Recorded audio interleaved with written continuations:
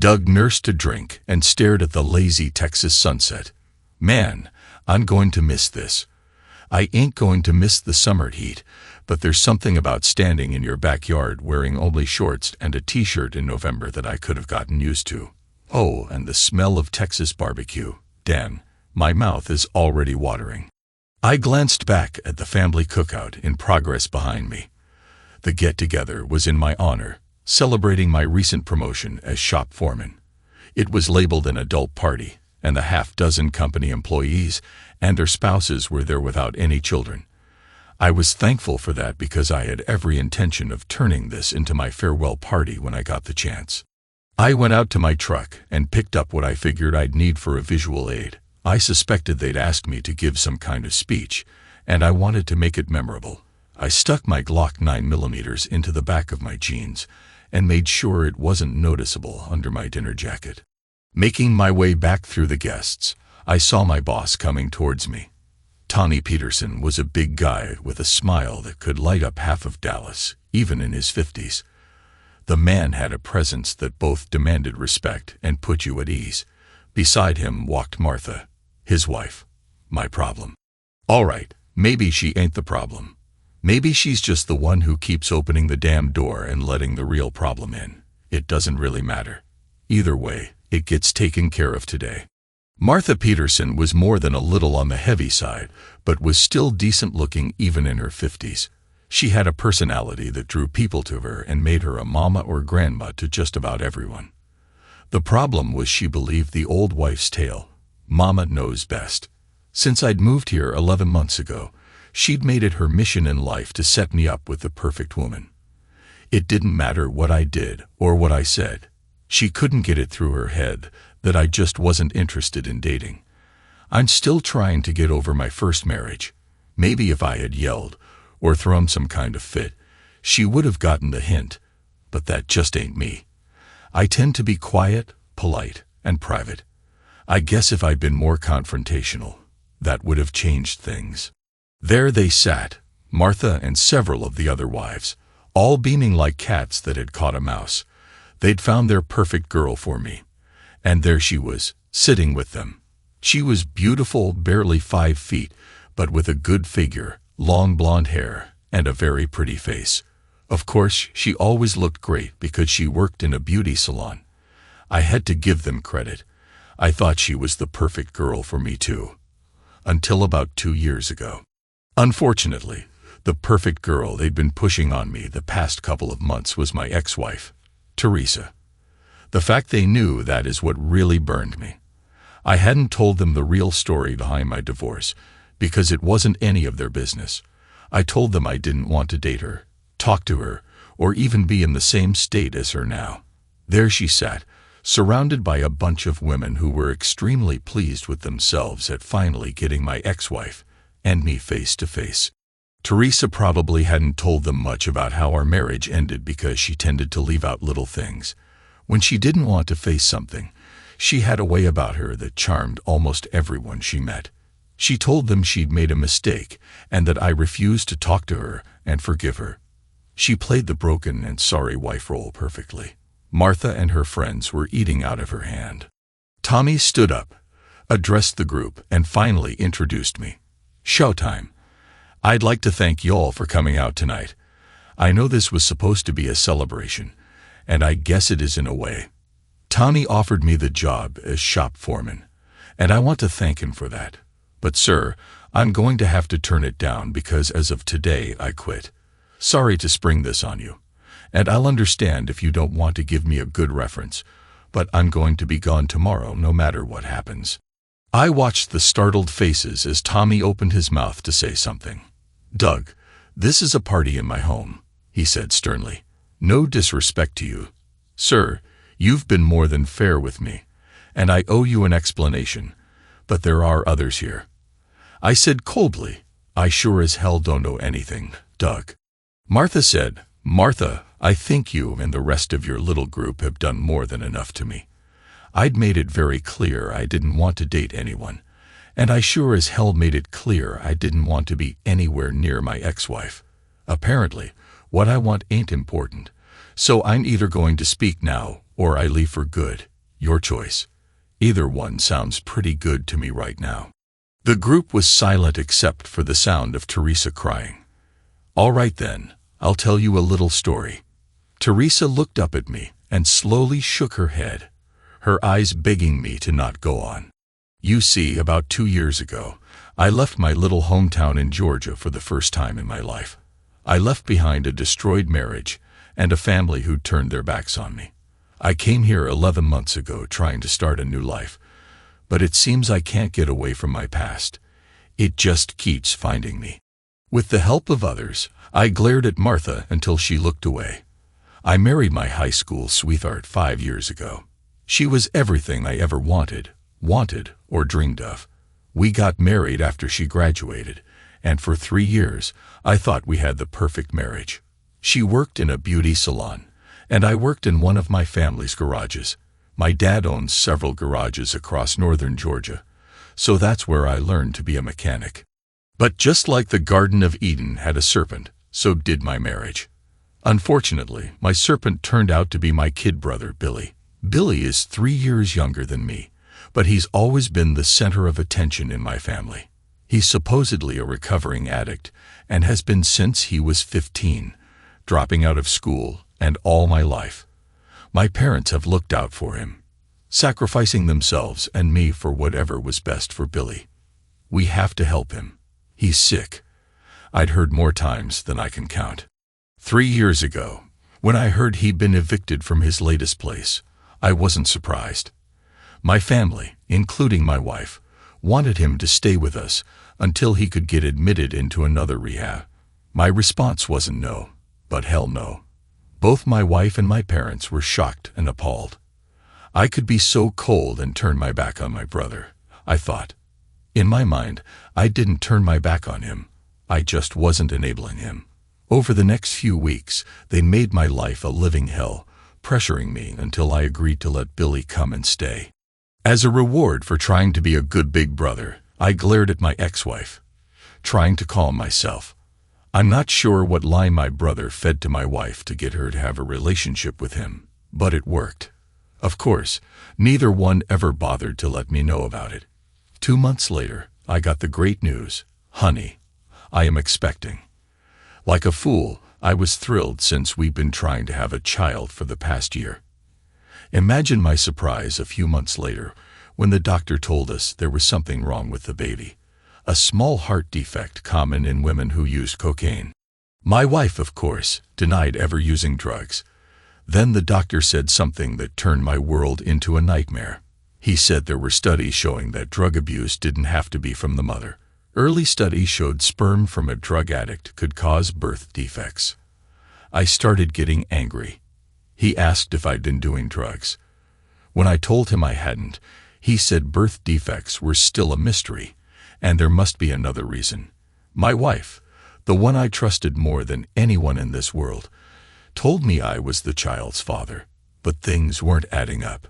When the baby was born, they did the surgery, and it was considered a total success. But I'm not a complete fool, so I had a DNA test run. When the results came back, it was final. I was an uncle. I lost it. I threw all of my ex-wife's things out of the house, grabbed my Glock, and went looking for someone I once called a brother. I looked everywhere, but couldn't find him. My parents had stashed him in some out-of-state rehab. How did they know? Well, there's another kick in the situation. It seems my brother waited a whole week before he told them about sharing his older brother's reason to live. Then the 4 of them sat, hoping I would never find out their little secret. I filed for divorce the next day. As soon as my ex-wife got served, the non-stop load of started from her and my parents. I wouldn't talk to the cheating ex-wife for weeks. I couldn't stand to look at her or even hear her voice. I was in shock. All my dreams were trashed. I'd been deceived and lied to by the ones who claimed they loved me. After a week of non-stop from my parents, I agreed to talk to her. I heard all her excuses. He was depressed and had nothing to live for. She felt sorry for him. She was only trying to comfort him, and it went too far. The weed he was smoking clouded her mind. It was only that one night. It was just a mercy relationship and didn't mean anything. Their first attempt was so bad, he started talking about suicide. The second time, she restored his will to live. My ex-wife, trying to earn goodwill one step at a time, makes one wonder if she's been visiting homeless shelters and spreading her joy. I spit the bile that was building in my mouth. Teresa sat there and quietly cried. Both Teresa and my parents were on me like flies on honey. But they weren't alone. They recruited others to talk to me. My favorite was when the pastor of the church my family had attended for generations paid me a visit. My family was big in giving to the church and had funded a bunch of their building projects. He went on and on about forgiveness. After a bit, I got tired of it and agreed to forgive, but with two conditions. The first was that he would preach a sermon on coveting your brother's wife. The second was that the following Sunday I would stand before the entire congregation and give my testimony before I publicly forgave them. I smiled as I remembered his reaction. I never heard from him again. Of course, my parents just kept going. I snarled. I heard all their expectations. I needed to be a bigger man than this. Teresa had made a mistake, but her heart was good. My wife and baby needed me, and a real man wouldn't abandon them. They raised me better than this. They went on and on. My dad finally told me how disappointed he was in me for not forgiving Teresa and Billy. I told them both how disappointed I was in them as parents. After that, I gave them both barrels and told them exactly what I thought of them. It was very ugly. Finally, when they asked me if I'd read my brother's apology letter and that I shouldn't blame Billy because he was sick, I lost it again. I told them I'd wiped my hands with his letter. I also told them to never mention my brother's name to me ever again. They didn't believe me, so I decided to convince them. I stared at my audience, making sure I had their complete attention. Reaching behind me, I pulled out my Glock. There were several gasps and more than a few curse words. I thanked God I was at Tommy and Martha's house. Usually, pulling a gun in Texas would get your butt shot, but I knew Martha had banned any guns from being brought into her home, so I would be the only one carrying the arsenal my coworkers usually carried. They would have been left in their trucks or other vehicles. I lowered my voice to a menacing growl and continued, "I see you had the same reaction as my parents. I remember the words I spoke to them that day. You mention that name to me one more time, and I will hunt the son of a witch down and put a bullet in his head. I swear to God, you will be burying your favorite son within the week." I paused to watch the color drain out of several people's faces. I'd made my point. Apparently, my parents believe me since they haven't spoken to me since that day. Too bad. I can't say the same for my ex-wife. I figured I might actually hurt someone if I stayed there any longer. So I moved across the state line to Alabama to wait out my divorce. I left Teresa and the kid everything, but a few dollars I needed to get started again. Guess I should be grateful. It took her 6 months to find me. I'd heard she had some kind of breakdown and had to be hospitalized. It seems she tried to end her life. She failed. It was kind of like her trying to stay faithful to her husband. Close, but no cigar. I stared at Teresa as she buried her face in her hands, her shoulders heaving as she sobbed. I'd like to tell you I felt sorry for her, but I didn't. She made me what I am now, by tearing out my heart. All that was left was the pain from my past and a rage I have to fight to control every day. Over the past 2 years, I found I couldn't move on. The fact Teresa kept stalking me didn't help. She'd always said we were soulmates, destined to be together throughout time. I thought it was kind of silly, like she'd read it somewhere and just like the sound of it. I have my doubts now. I've never felt so alone, like a part of me is missing. I find myself looking next to me, wanting to ask her what she thinks. At times, I've even reached out for her hand, but it's never there. I can feel my heart growing colder, and the anger growing each time it happens. Before this, she'd always been there for me. I remembered my graduation. My dad wasn't there because Billy had gotten in trouble again. Dad had gone down to the police station to pick him up and talk with a magistrate. My mom was so worried she was a basket case, so I told her to just go and join Dad. My graduation party included my friends and some family members, but none of my immediate family. I tried to hide my disappointment, but Teresa saw through it right away. She made sure I felt loved that night. Several times, it really had been my special night. I woke up in the middle of the night after my party, lying in my bed with her naked body snuggled beside me. I noticed my parents standing in my doorway, staring at us. Slowly, I got up, put my boxers on, and walked over to my bedroom door. My dad wanted to say something about Teresa being there, but he thought better of it. My mom had tears in her eyes. They both whispered their apologies to me for missing my party.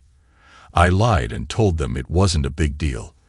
I remember telling them I'd be moving out soon and moving in with my cousin until Teresa and I could get married. Then I shut the door in their faces. My attention was drawn back to my audience when a couple started to stand up. I cleared my throat and shook my head. They quickly sat back down. Carefully, I put my Glock down beside me, and you could hear the sigh of relief. I looked at them and continued my story. When she finally found me, she moved into the same trailer park I was living in after I got a restraining order against her and still filed about a dozen more complaints. I knew I needed to move again. The divorce had finally come through, so I packed up and moved here to Texas. She didn't mention the little fact of a restraining order to you when she gave you her story about our marriage, did she? Martha was now starting to cry as she shook her head. Didn't think so. She's pretty good at leaving out little important details. When I got to Texas, I was lucky to find someone like Tommy, who helped me start over again. He gave me the chance to prove myself and didn't pry into my past very much. I'd made it clear I didn't want to talk about my past, and after making sure I wasn't running from the law, he was okay with that. Again, too bad his wife wouldn't listen. I hadn't told anyone where I was moving, not even the couple of friends I still had in Georgia.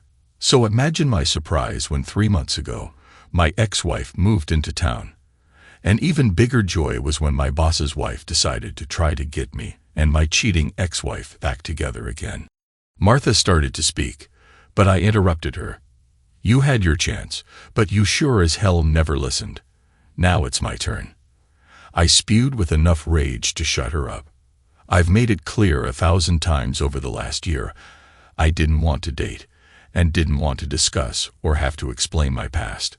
I sure as hell didn't want to get back with my wife, but apparently, what I want doesn't mean Martha. She sobbed. Doug, I'm so sorry. I didn't know.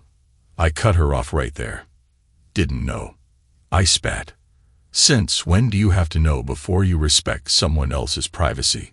Who the hell do you think you are that someone has to explain it to you before you'll give him the common courtesy of staying the hell out of his life? I could tell my words had hit their mark. It was time to wrap up this sad little show. So Martha, I want to thank you and these other busybodies for making my last 2 months a living hell. I would wish you all well, but that would be a bold-faced lie. Personally, I hope you all turn on each other and make each other's lives miserable. I looked down and saw Teresa's tears streaked her face. Please, baby, please. Please give me another chance. I told her to get the hell away from me. Teresa, go home to your kid. I can't unless I bring his daddy back with me. If you want to find the kid's father, go look in some rehab or in some gutter. If you were meaning me, then it ain't ever going to happen. If you haven't been following our little story, I sure as hell ain't the kid's father. I picked up my Glock, put it back in my belt, and turned to walk through the crowd. They parted faster than a trailer tramp's legs at an NASCAR party. I heard several apologies, and a few even looked me in the eye.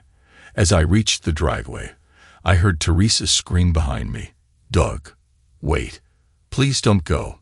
I can't live without you, Doug. She screamed as she fell to the ground, weeping. You have to come home. You just have to. I turned around and looked at her. Listen, witch, I don't give a if you take a razor to your wrists or not, just stay the hell away from me. I saw everyone staring at me. It seems I still can't get anyone to listen to me. I snarled and walked to my truck. Now let's listen to the story from Teresa's perspective. The doctors tell me recording my thoughts is good therapy, and this will help me discover myself. Personally, I think they're wrong. They don't seem to understand that I've lost my dog. He's my rock, my soulmate, my lover, my best friend, and until recently, my husband. I lost him because of one terrible mistake. A mistake he can't forgive me for. To understand us, you need to know our past. Doug and I started dating in high school. He was a sophomore, and I was just a freshman. I knew I loved him from the moment we first kissed. We went through high school together, and I knew we would end up getting married 3 months after I graduated. We had our wedding, and I'm sure my parents were thrilled. First, they were glad I was out of their house, and second, because we didn't have to get married. As good little Southern Baptists, I think they were afraid I was going to get into trouble. My parents and I were always arguing. They loved Doug but didn't like my lifestyle. The parties and drinking were too much for them. Of course, they knew I'd never do that with anyone but Doug. He was all I'd ever wanted. He's always been who I thought was my soulmate. Even when I messed up, it had nothing to do with my love for him. Although he doesn't see it that way, all he sees is the cheating. He doesn't understand that when I see how much he hurts, I hurt too. Doug has always been my rock. Whenever I would lose control, he was always there. Until now. Most people think he's shy and quiet, but I know better. What he really is a volcano. He's always calm on the outside, but inside, it can just build and build until he explodes. I've seen it happen several times, but rarely in public. One time, it happened in front of our classmates. We'd gone to a party and had been drinking when this guy, Jerry Whitmore, grabbed me. I turned around and slapped him. Then the drunk guy grabbed me and tried to touch me. He must have had a death wish to do that in front of Doug. Even though Doug isn't the biggest guy, he's strong and in real good shape. Jerry didn't even get a punch in before Doug had him on the ground, sitting on him and pounding his face. It took 3 guys to pull Doug off him. And when they did, there was blood everywhere. Doug messed him up pretty bad, and there was talk of charging him. But then I threatened to file assault charges against Jerry, and everything was dropped. Needless to say, I never had a problem with any other guy after that. Like I said earlier, Doug and I got married right after I graduated. It was the happiest time I can remember. He was already working as a mechanic in one of his father's garages, and I went to beauty school. Soon, we had enough money saved to buy our first house. It wasn't much, just a little 2-bedroom house, but it was ours. The first 2 years were tight since we didn't have much money, but we had each other, and it was more than enough. I was so happy. It seemed I was living in a fairy tale. Doug and I didn't have a perfect marriage, but it sure seemed that way. Sometimes we'd argue, but then I'd cry, and he would give in. Most of the time, I didn't do that very often. I didn't want to take advantage of my Doug. Our love was like a protective wall around us, keeping us safe from the outside world. I guess that's why I never saw the danger until it was too late. When Billy was evicted from his trailer, our problems started. He had no place to stay since he was arguing with both his and Doug's parents. Even though they didn't want him staying with them again so soon after the last time, they asked us if he could stay with us for a few weeks until they could get him into another rehab center. I said okay, but Doug said no. I knew Doug had lots of issues with his family. Most of them he had a right to be upset about. Doug's parents, Tom and Paula, are pretty decent folks. They were just unlucky enough to have a son that was a mess. That mess tore their family apart, and then affected mine as well. Billy was always the loud one, the one who'd do almost anything on a dare, while Doug, on the other hand, was that quiet force, always standing in the background, but always known to be there. Together, they were a team that lasted until Doug went to high school. In high school, Doug started hanging around his friends and football teammates more. Billy reacted by being even more of an attention seeker. Soon, it was obvious Billy was going to try to be a bad boy or some kind of rebel. It wasn't a surprise Billy started hanging around the wrong crowd. Doug and I were dating by then, and I knew it tore Doug up watching Billy fall down that hole. Billy was a full-fledged addict by the time he was a freshman. He'd already torn the family up pretty good by then. He dropped out the same year Doug graduated. Doug's parents tried everything but didn't know what to do with Billy. They tried sweet-talking, bribing, threatening, and finally, they tried some tough love. Billy simply used it as an excuse to drop out of school. After that, Tom and Paula ended up caving into him on just about everything. While I understood their problem, it then became all about Billy.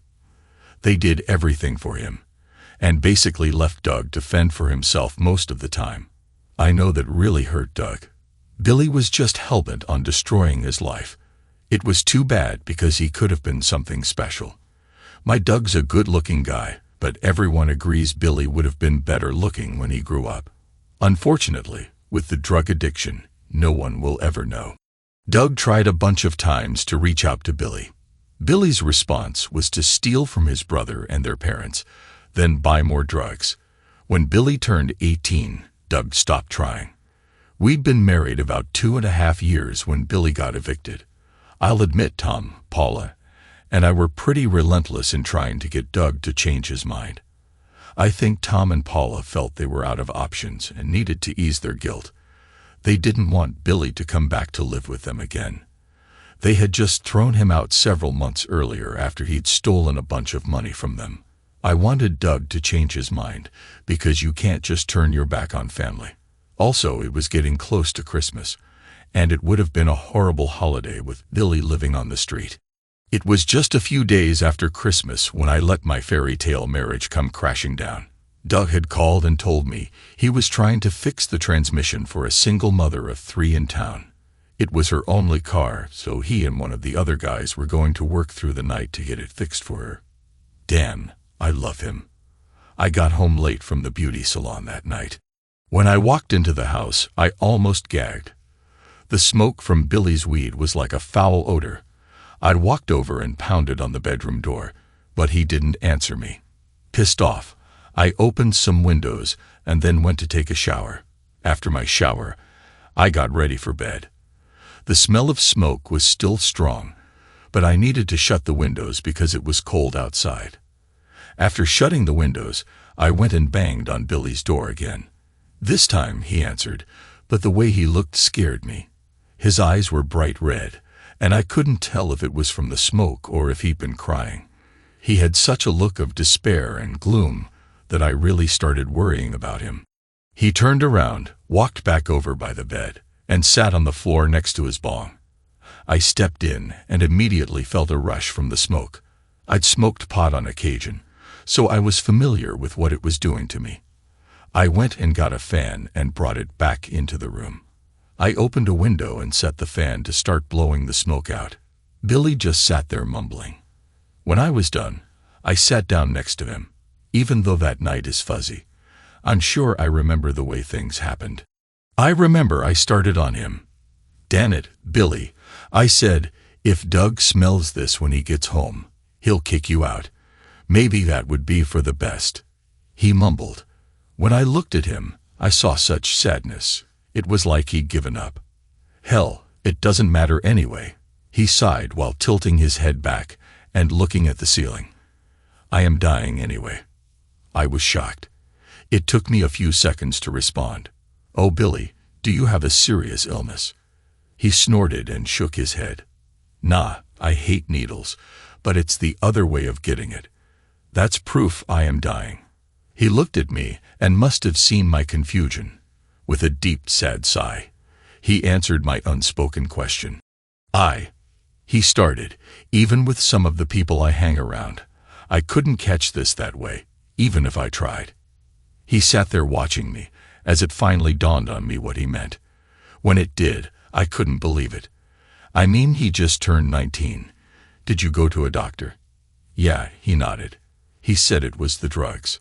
"Hell, I checked out clean for illnesses, but it doesn't make a whole lot of difference now, does it?" I can't usually get it up, and when I do, I can't keep it for very long. I can barely scrape enough money together to feed my habit, so buying some little pills isn't likely. Hell, if I can't be much of a man, I might as well end it. So getting thrown out by my lucky big brother really doesn't mean. We sat quietly for a few minutes. I'm ashamed that I began to think of ways to help, and most of them I knew Doug wouldn't approve of. Doug's not really lucky. He just works hard. I said, "That isn't what I was talking about." He mumbled. Billy looked at me with tears in his eyes. "Then, what?" I asked softly. "I was talking about you," he whispered. "I know." I blushed. I turned my head so he couldn't see it. "Doug's always been lucky because of you. You give him the strength to do what he needs to do. If it wasn't for you, he'd be just as troubled as I am. So yeah, he's lucky. If I'd found someone like you, things would have been different." He buried his head in his hands and sighed. I know, he was stroking my ego. At least I do now. Well, things are hazy. I think it was the smoke, since it was still pretty heavy in the room. If I could do it all over, I would have got up and left right there. But I didn't. What I did was open the door to the end of my marriage. I looked over at him and saw a broken kid, someone who didn't have a reason to live. My heart broke as I saw his pain. I reached over and put my arms around him and hugged him. He put his head on my shoulder, and I gently stroked his hair. After a few minutes, I reached up and gently touched his cheek, and then he kissed me softly. "Billy," I whispered, "you shouldn't." "Please, Teresa," he begged softly. "I've never kissed a good woman before. Please." I know I should have stopped it right there, but I froze. I didn't kiss him back, but I didn't stop him either. He kissed me again and reached around me, pulling me tight. I didn't respond. I guess he thought my lack of response was a green light. His kisses grew in passion while his hands caressed me underneath my t-shirt. When one hand slipped down between my legs, I flinched. "Billy," I whispered, "please, Teresa, I need a reason to live." It was a line, of course, but I actually believed he was on the edge of despair. Whether I was startled or just stunned by the moment, I didn't get up. I didn't scream. I didn't react the way I should have if I wanted to fight for my marriage. Instead, I just sat there, confused and torn about what to do. After he stroked me for a minute, he slowly pushed me back onto the floor. I'm not sure when he undid his jeans and mine that I felt him push into me. I wasn't completely ready for him.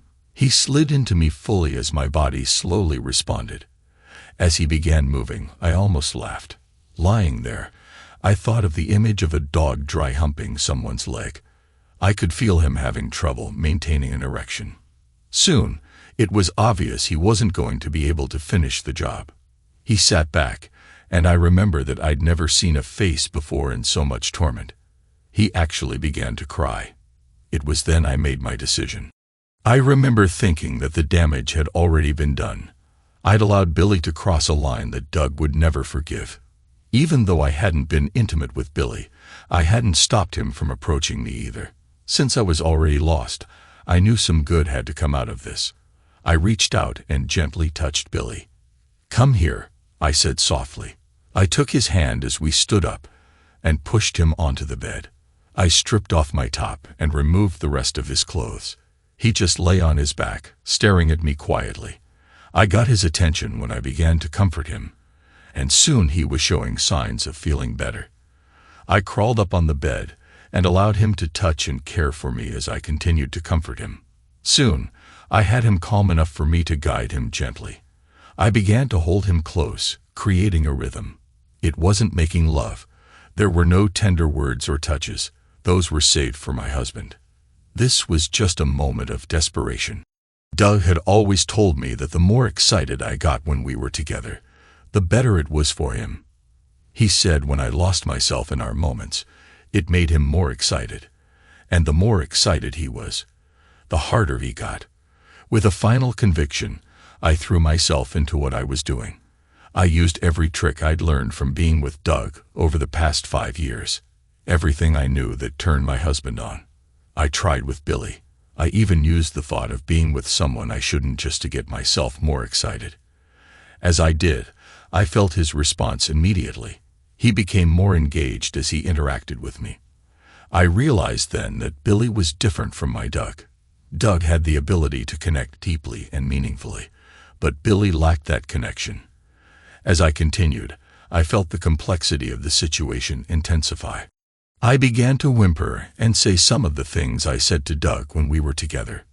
Then, with a surprise, emotions overwhelmed me. I found myself lost in the moment, but the gravity of the situation was sinking in.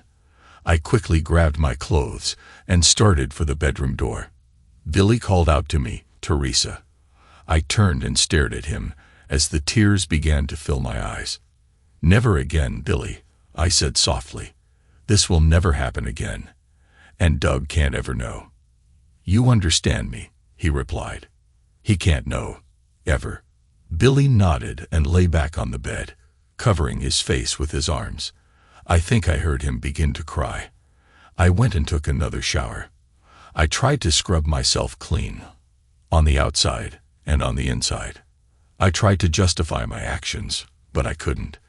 I hadn't set out to betray Doug, but that's how he'd see it. The fact it was with his brother would destroy him. I cried myself to sleep that night. I knew I changed us forever. The next morning, Doug was furious. The smell of smoke was still noticeable. He almost threw Billy out right then and there. Why he didn't, I'm not really sure. I was a mess, still trying to get my emotions under control so Doug wouldn't think something was wrong. That night, I made love to Doug like there would be no tomorrow. In a way, I was scared there might not be. When he asked, I told him I'd had a nightmare that he'd left me. He was so kind and gentle with me that night. I lost count of the moments we shared. Doug was mine, and I was his again. I would never again be so foolish. Over the next few weeks, I noticed Billy watching me, but he never tried to talk to me alone. He moved out 3 weeks later. 2 weeks after he'd moved out, I discovered I was pregnant. Doug and I were thrilled. I honestly never believed the child wasn't Doug's. I mean, we'd had a very active relationship since we got married and probably were intimate several times each week. So I figured we'd done it at least 25 times since I'd been with Billy. Not until Billy asked me if he might be the father did I start getting concerned. I learned, much to my anger and embarrassment, that Billy had already confessed to Tom and Paula what had happened. They weren't happy, but they didn't throw me to the wolves either. After talking with them, we decided to let our secret die and pray Doug would never find out. I was sick. I'd never kept anything from Doug before, but I knew this would destroy him. Every night, I prayed the child was his, and he'd never find out. The day the doctor said there was a problem with the baby, I knew my prayers weren't answered. He said it could be fixed with surgery, but depending on how bad it was, they might have to do surgery right after it was born. When he said that kind of birth defect had been linked to drug abuse, my heart stopped beating. He asked me if I did drugs, and I told him absolutely not. Then he asked Doug the same thing, and said they had studies showing if the father was a drug user, it could cause defects too. I almost died right there. Doug started to become agitated until the doctor told him that when it came to birth defects, they didn't know anything for sure. But I knew right then the seed of doubt had been planted. Over the next few months, I tried to assure Doug that it was his without letting him know there was a possibility it wasn't. He never came right out and asked. I knew I was holding on to just a glimmer of hope. The baby really was Doug's, but there weren't any other options. After the baby was born, all hell broke loose. Doug got a DNA test and found out that Billy was the father. He threw my stuff out of the house that day. Not surprisingly, my parents disowned me, and I ended up moving in with Doug's parents. Doug wouldn't even talk to me for 2 weeks. He finally agreed to meet with me after his parents had been after him daily for almost a week. I know our talk was one-sided, but I had to get my husband to listen to me. He had to see how sorry I was and how much I needed him. I pleaded and begged, pouted and shouted, screamed and cried. I would have stood on my head if I thought it would make Doug listen and understand. He really is my life, my love, my soulmate. I tried everything I could think of, but my husband just wasn't listening. I begged him to forgive me and told him that it was just a bad mistake. I explained it was just a desperate act and didn't mean anything. I even told him the honest truth that it wasn't nearly as good as when we were together. Still, I got almost no response. All he would say to me was, "You slept with my brother and had his child." Over the next week, his parents and I tried everything to get him to sit down and talk with us to try to find a way to work through this. Billy even wrote him a letter trying to explain and apologize. I'm not blind. I could see how us constantly badgering him was affecting my husband. I could see the anger and frustration building in Doug. All someone has to do is watch his eyes. They tell you the more they squint, the closer he is to exploding. But I didn't have any other choice. He just wouldn't listen. I called him 15 times a day and went to his workplace a couple of times each day. Was I stalking Doug? I guess it could have seemed that way. But I've never backed away from a fight if it is about something important. And there's nothing more important than my Doug. When he finally did talk to me, I almost wished he hadn't. He started with mild remarks and then got worse. By the time he finished, he'd called me every name in the book. He ended up pulling off my wedding ring while I sat there, devastated by his words. Up until then, I'd seen my husband's rage, but was never threatened by it. Now I was its target, and it scared the hell out of me. About that time, Tom and Paula told me it's best to leave things be and stopped helping me. Doug had said some things to them that shook them up pretty bad. Like I said, his rage can be scary at times. I lost it when he moved to Alabama for the first time. I considered my life without my Doug. It was dark and cold, and there was no hope or joy in it. The man I loved hated me that night. I mixed a bottle of sleeping pills with a fifth of Jack Daniels. I woke up the next day in the hospital with a splitting headache and on suicide watch. They said I'd started calling people after Doug wouldn't take any more of my calls. They obviously found me in time and pumped my stomach. After that, Doug Jr., that's the baby's name, came to live with Tom and Paula. I'm not allowed to be around it much. I'd like to say that bothers me, but it doesn't. The baby is a mistake, just a painful reminder that I don't have my husband. It took a little while, but I was able to track Doug down in Alabama after I got out of the hospital. I moved into the small trailer park where he was living. Needless to say, he wasn't thrilled to see me. I got a job at a local beauty parlor and settled into my routine. Working, calling Doug, visiting Doug, working, calling Doug. Soon, I was visited by the police. I had to change my routine a bit when Doug filed a restraining order on me, but I didn't stop trying to talk to him. I couldn't, because if I had, I would have lost him completely. It was about this time that Doug got his divorce. I guess the judge heard the baby was his brother's and figured we wouldn't be able to work it out. He just didn't know us very well. A couple of months after the divorce, Doug moved again. It took me 8 months to find him. He'd moved to Texas this time. When I moved to be near him, I didn't pressure him like I had in the past.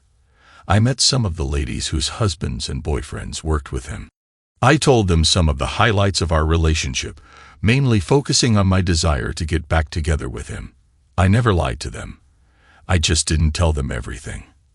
I got another job in a salon so I could take it slower this time. If you're wondering how I could get a job so quickly, the answer is simple. I'm pretty, I work fairly cheap, and I do excellent work. It took a little while, but Martha could see how much I loved and how sorry I was. I'd ruined it for us. I think she also saw how unhappy Doug was, so even though he said he wasn't interested in talking to me, we all knew it was just a matter of time before he would. That time finally came at his party. What Martha and I had planned backfired in the worst way possible. What started as a promising night quickly turned bad. Doug told everyone his version of our story. It was condensed and very harsh. I didn't dare interrupt him. I could see his eyes squinting after he was done. I begged him to come home with me, and he told me to go away. I knew then I'd lost him for good. After the party, I fell apart. Martha got me to a hospital, and several days later, I found myself here in an Atlanta hospital under another suicide watch. You may be wondering about the baby. Well, I'm told it's doing great. I haven't been around it since right before my first breakdown. Tom and Paula are taking care of the baby right now. They'll probably end up adopting it because, let's face it, I'm struggling to be a mother. What else would you call a woman who can't stand to look at her own child? I know that sounds horrible, but every time I see it, I remember my mistake and all it cost me. It's not the baby's fault, I know, but that doesn't change anything. Does that make me a terrible person? Hell yeah. In my eyes, it does. I guess the doctors were right. This did help me discover who I am. Of course, who I found out I am makes me sick. I'm a horrible wife and mother who lost her only reason to live. I'll probably have to hide this little recording, or they'll never let me out of here. They say they want you to be honest, but when you are, it scares them. I've no doubt someday I'll figure out a way to deal with this. I pray it soon. Meanwhile, Doug, I stood on the California beach looking out over the Pacific. The nightmare I'd lived over the past few years was finally over. The ending had actually started several weeks after the party. I'd received a text from my cousin in Georgia that Teresa had taken her own life. I was numb. It had been like waiting for the Titanic to finally sink, hoping against hope that somehow things would work out, but knowing they couldn't. I still loved her, but I couldn't have ever gone back to her. Then my path was clear. I wrote 2 short notes, enclosed them with a small black jewelry box, and sent them certified mail to my parents. The first note was addressed to my parents, telling them that since Teresa had taken the easy way out, it was up to me, his uncle, to look after my nephew's future. I said I knew they'd be able to take care of him financially after Billy and I were out of the picture. I ended it by wishing them better luck raising my nephew than they had raising Billy and me. I'd addressed the little black box to my brother. Inside were 4 things: the smashed remains of Teresa and my wedding rings, a single 9mm bullet, and a note that just said, "Run." It took me a few weeks to catch up to him. I finally found him in a place of despair in Atlanta. He was living there with some of his other troubled friends. I remembered his face when I put my Glock between his eyes. The intensity in his expression didn't compare to the desperation he felt inside. "Please, kill me, Doug. I can't live with the guilt. I'm so sorry." Some would call it weak. Others might call it strong. But I couldn't pull the trigger. I took a bullet out of my clip and tossed it to him. "Do it yourself, you piece of. You're not going to ruin any more of my life. Go ruin someone else's life." That was the last time I saw him lying there, overwhelmed by his own despair. I left Georgia that night, knowing I'd burned all my bridges there. I'd never go home again. That was a couple of weeks ago. I got a text this morning saying they'd found Billy's body. He died from an overdose. They found a 9mm bullet clutched in his hand. That chapter of my life was over. Looking out over that big ocean, I noticed there wasn't a boat or ship on it as far as the eye could see. I felt a loneliness that matched the emptiness in my heart. How do you live without your soulmate? I was about to find out. Thanks to everyone who took the time to listen to today's stories. If you enjoyed it, please consider liking and subscribing if you haven't already. Feel free to share your thoughts on the events in the comments below. Take care.